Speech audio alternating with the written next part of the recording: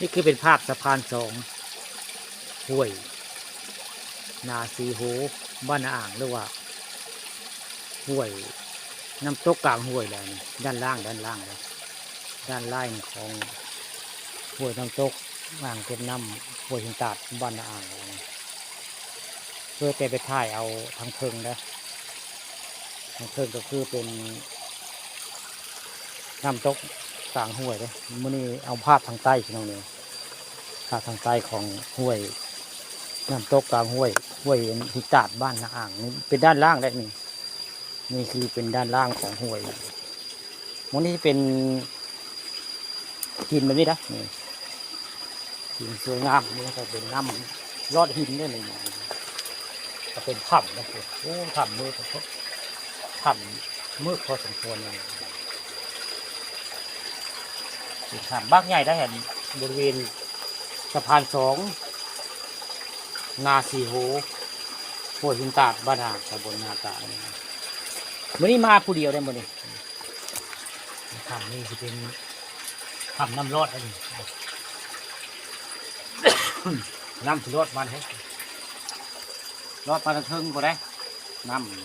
ำรอดมานี่เสียงน้ำรอดเองเนี่ยจะเป็นแบบนี้ได้เลยที่จะถ้ำน้ำรอดบริเวณใต้น้ำตกกลางห้วย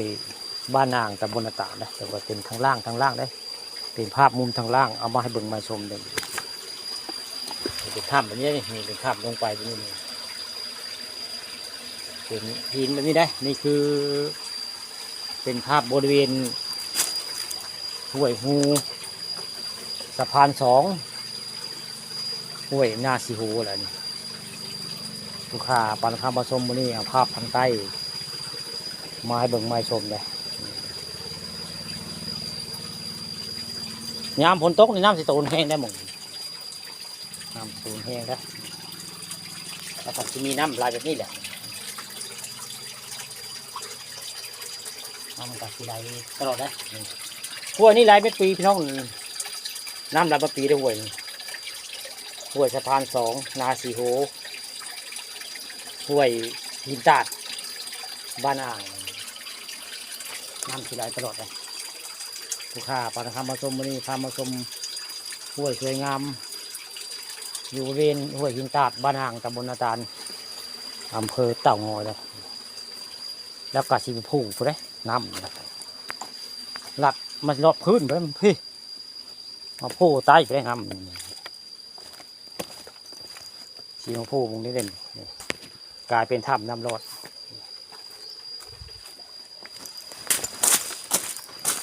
มองนี่ก็เป็นมองน้ำรอดออกมาได้แต่ไกลเพื่อผูกมันรอดมาเถิงมาผูกมองนี่นี่ก็คือท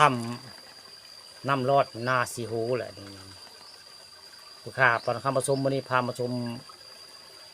ห้วยหินพี่น้องนี่ก็ห้วยหินสะพานสองนาสีหูได้สิ่งนี้เสียงน้ำตูนได้ออกมาจะทำเสียงน้ำตูนน้ำรอดมันจะทำได้ปลากระมีได้นี่ปลากระสมีแบบปลาดุกคนแล้วบนอยู่นี่ในถ้ำนี่ปลากระสมีปลาดุกบนเลย